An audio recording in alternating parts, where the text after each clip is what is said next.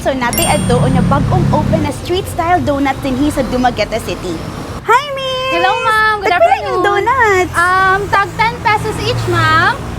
Napon may box, ma'am, nga 10 pieces, 100 pesos, while the 20 pesos, ma'am, is 200 pesos. Naabot mi kan, ma'am.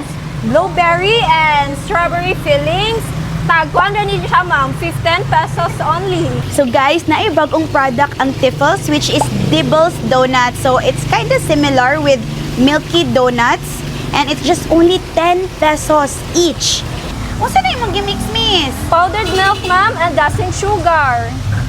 Ooh, lumiha na oh. Pwede na kamutilaw, ma'am, para masulayan nimo og unsa kalami among Devil's Donut. Thank you so much. Oh, diba? Nami pagkinig shake there is a Tiffles. So parisa na to na og shake, mango shake.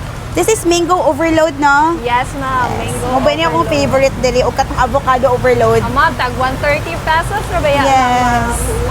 O atong tilawan ning init pa, freshly cooked. Medyo init-init pa jud. Wow. Wow. Kami yung kami siya guys, kaya na siya custard filling. Really good. Kahugaw-hugaw na jud ko. Inita! Inita pero lami. Ganahan ko, dili ko siya tamis. Creamy kayo ang feeling, tapos milky, and then ang dough niya is very soft. So, kung ganahan mo try sa Dibbles Donuts, visit lang mo din sa Tiffles at Bang sa Don Bosco. They're open from 10 a.m. to 6 p.m. So, nari mga gwapa diri, oh, nagulat ninyo. So, palit na mo diri, guys. Labon, init pa. Sige, gini sila og luto din kay dali ra kayong ma-sold out ilhang donuts. Thank you!